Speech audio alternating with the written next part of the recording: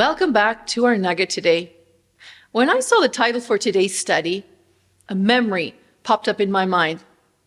I remember a very well-known and respected theology professor that we had in university that had shared with his students in class that oftentimes at the end of every day he would kneel to pray and would think and think about his day, and on certain days he couldn't remember a single sin that he had committed that day. So there was nothing really to repent from.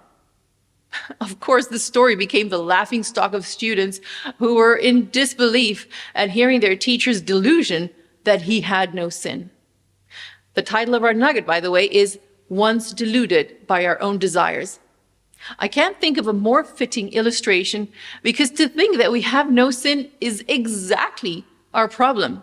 We were born into sin. There's no getting away from it. Paul says in Ephesians 2 verse 3 that we conducted ourselves in the lusts of our flesh, fulfilling the desires of the flesh and of the mind.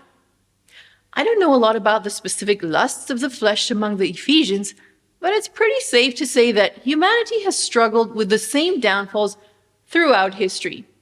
At any given time in the history of humanity, there was some sort of battle or war going on in some part of the world.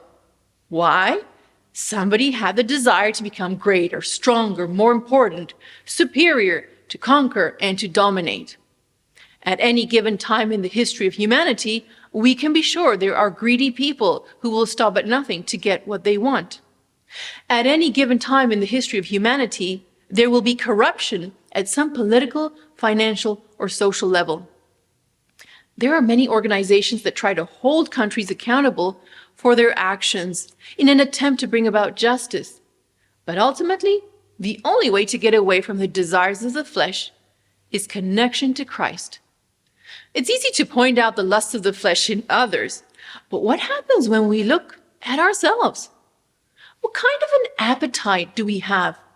And I'm not only talking about an eating appetite, but what do we like to consume with our eyes, with our minds, with our ears? What kinds of emotions and thoughts do we indulge in? I invite you to earnestly seek God like David expresses in Psalms 51 and say, "Have mercy upon me, O God. Blot out my transgressions. Wash me thoroughly from my iniquity and cleanse me from my sin. For I acknowledge my transgressions, and my sin is always before me. Against you only have I sinned and done this evil in your sight.